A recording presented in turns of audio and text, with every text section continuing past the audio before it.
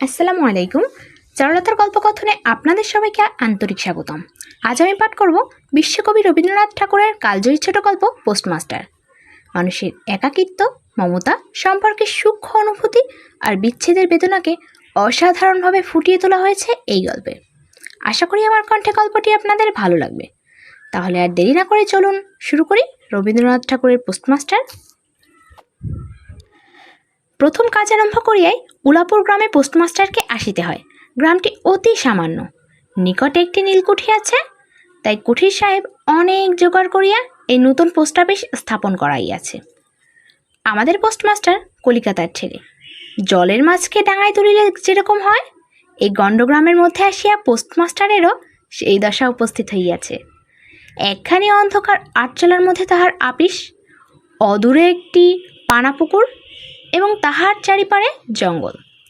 কুঠির গোমস্তা প্রভৃতি যে সকল কর্মচারী আছে, তাহাদের ফুরসত প্রায় নাই এবং তাহারা ভদ্রলোকের সহিত মিশিবার উপযুক্ত নহে।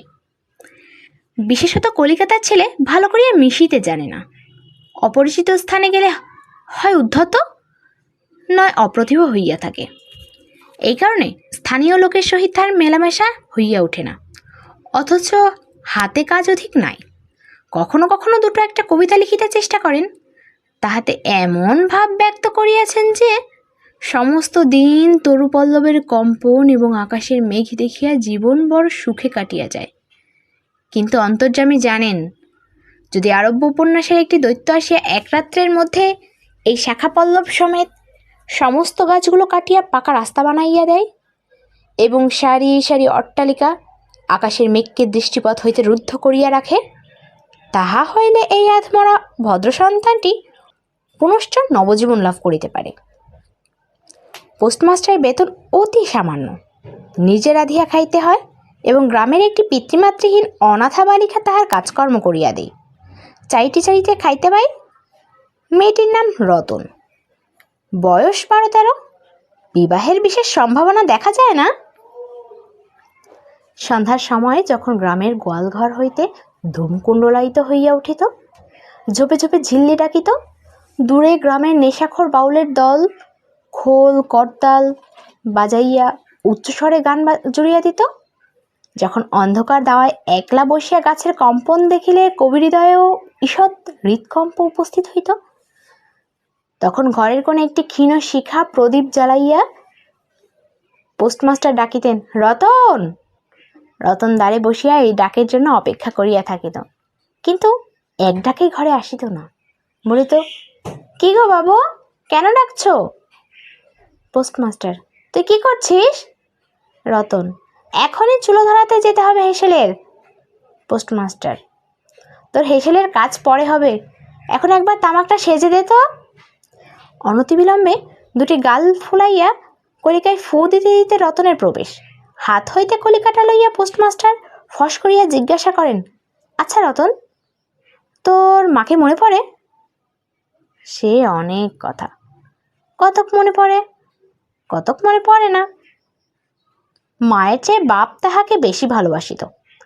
বাপকে অল্প অল্প মনে আছে। পরিশ্রম করিয়া বাপ সন্ধ্যাবেলায় ঘরে ফিরিয়া আসিত। তাহারই মধ্যে দৈবাত দুটি একটি সন্ধ্যা তাহার মনে পরিষ্কার ছবির মতো অঙ্কিত আছে। এই কথা হইতে হইতে ক্রমে রতন পোস্টমাস্টারের পায়ের কাছে মাটির উপর বসিয়া পড়িত। মনে পড়িত তাহার একটি ছোট ভাই ছিল। বহু পূর্বেকার বর্ষার দিনে একদিন একটা ডোবার ধারে দুইজনে মিলিয়া গাছের ভাঙা ডালকে ছিপ করিয়া মিছিমিছি মাছ ধরা খেলা করিয়াছিল। অনেক গুরুতর ঘটনার চেয়ে সেই কথাটাই তাহার মনে বেশি উদয় হইত। এইরূপ কথা প্রসঙ্গে মাঝে মাঝে বেশি রাত হইয়া যাইত, তখন আলস্যক্রমে পোস্টমাস্টারের আর রাঁধিতে ইচ্ছা করিত না। সকালের বাসি ব্যঞ্জন থাকিত এবং রতন তাড়াতাড়ি উনুন ধরাইয়া খান কয়েক রুটি সেকিয়া আনিত, তাহাতেই উভয়ের রাত্রের আহার চলিয়া যাইত। একদিন সন্ধ্যাবেলায় সেই বৃহৎ আটচালার কোণে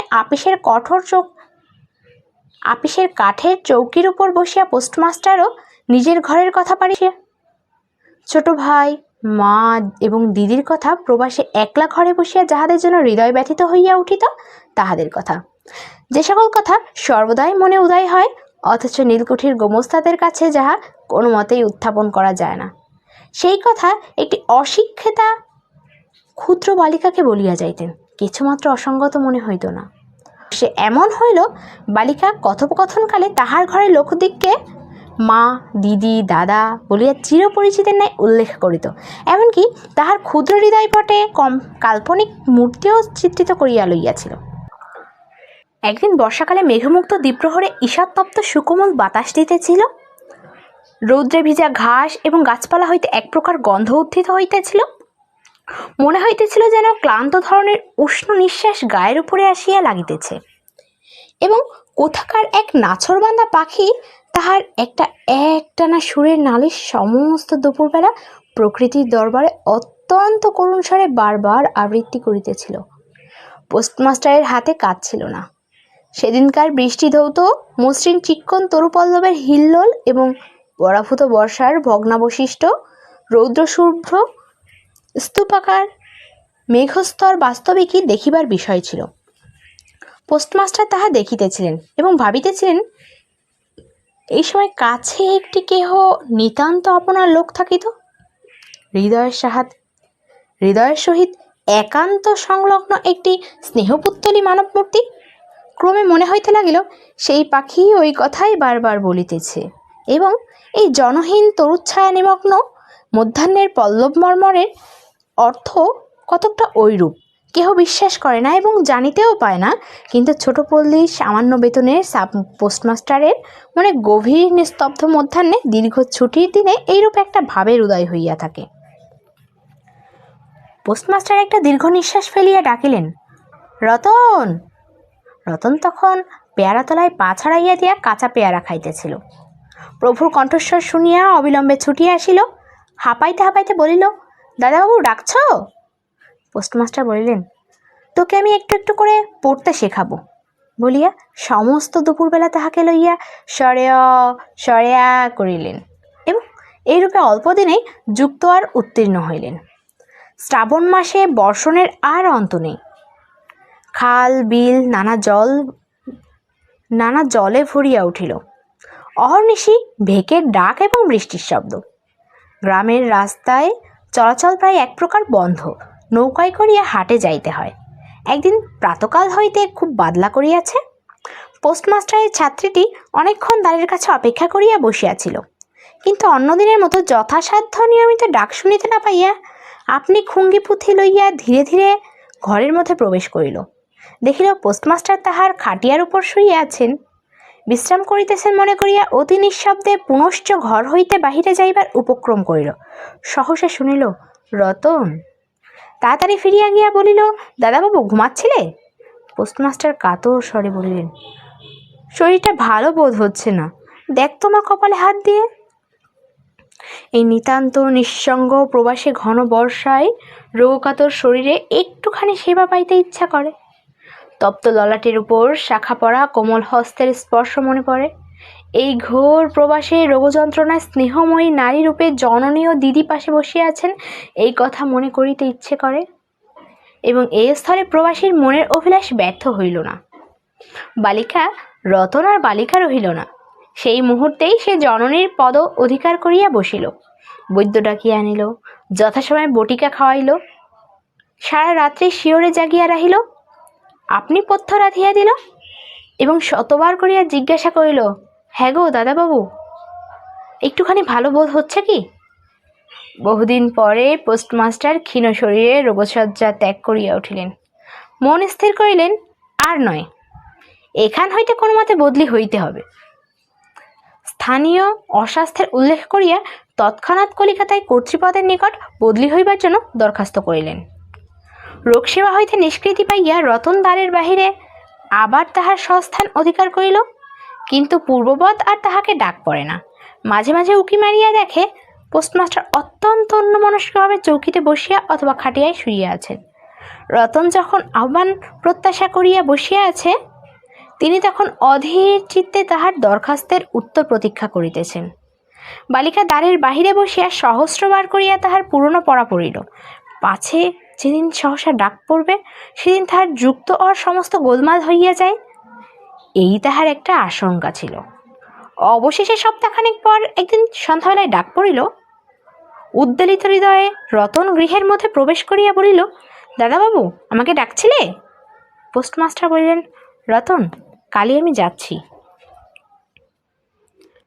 রতন, কোথায় যাচ্ছ দাদাবাবু? পোস্টমাস্টার, বাড়ি যাচ্ছি। রতন, আবার কবে আসবে? পোস্টমাস্টার, আর আসবো না। রতন আর কোনো কথা জিজ্ঞাসা করিল না। পোস্টমাস্টার আপনিই তাহাকে বলিলেন তিনি বদলির জন্য দরখাস্ত করিয়াছিলেন।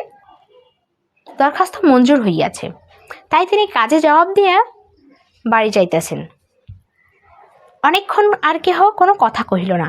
মিটমিট করিয়া প্রদীপ জ্বলিতে লাগিল এবং এক স্থানে ঘরের জীর্ণ চাল ভেদ করিয়া একটি মাটির সরার উপর টপটপ করিয়া বৃষ্টির জল পড়িতে লাগিল।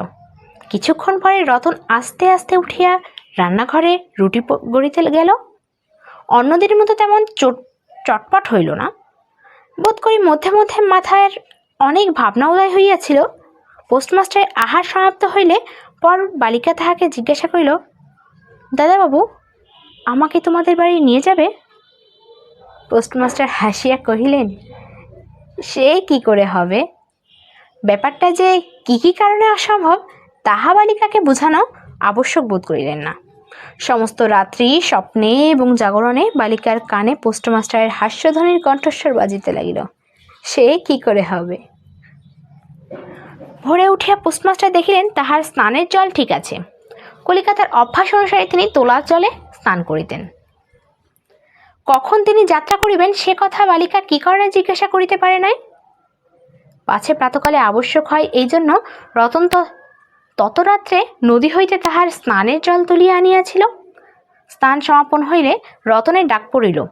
রতন নিঃশব্দে গৃহে প্রবেশ করিল এবং আদেশ প্রতীক্ষায় একবার নীরবে প্রভুর মুখের দিকে চাহিল। প্রভু কহিলেন, রতন, আমার জায়গায় যে লোকটি আসবেন তাকে বলে দিয়ে যাব, তিনি তোকে আমারই মতন যত্ন করবেন।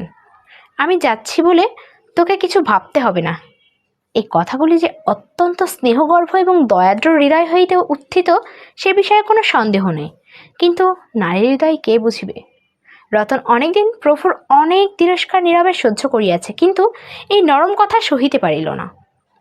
একেবারে উচ্ছ্বসিত হৃদয়ে কাঁদিয়া উঠিয়া কহিল, না না, তোমার কাউকে কিছু বলিতে হবে না, আমি থাকতে চাই নে। পোস্টমাস্টার রতনের এইরূপ ব্যবহার কখনো দেখেন নাই, তাই অবাক হইয়া রহিলেন। নতুন পোস্টমাস্টার আসিল, তাহাকে সমস্ত চার্জ বুঝাইয়া দিয়া পুরাতন পোস্টমাস্টার গমনোন্মুখ হইলেন।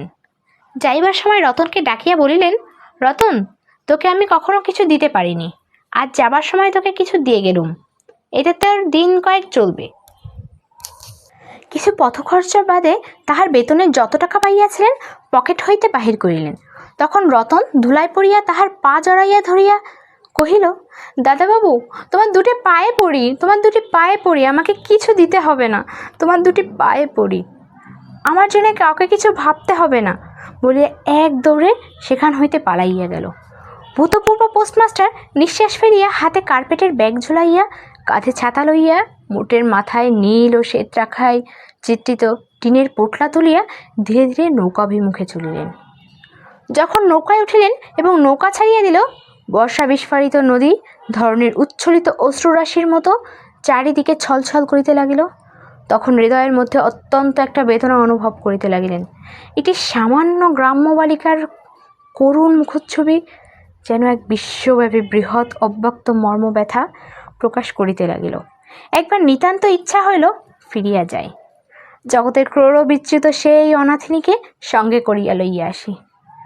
কিন্তু তখন পালে বাতাস পাইয়াছে, বর্ষার স্রোত খরতর বেগে বহিতেছে, গ্রাম অতিক্রম করিয়া নদীগুলোর শ্মশান দেখা দিয়াছে এবং নদীপ্রবাহে ভাসমান পথিকের উদাস হৃদয় এই তত্ত্বের উদয় হইল, জীবনে এমন কত বিচ্ছেদ, কত মৃত্যু আছে, ফিরিয়া ফল কি, পৃথিবীতে কে কাহার।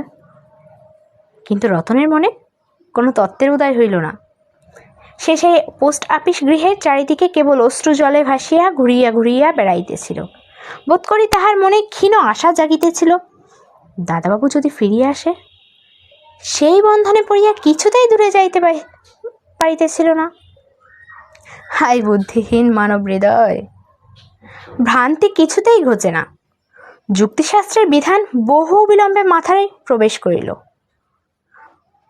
প্রবল প্রমাণকে অবিশ্বাস করিয়া মিথ্যা আশাকে দুই বাহু পাশে বাঁধিয়া বুকের ভিতরে প্রাণপণে জড়াইয়া ধরা যায়।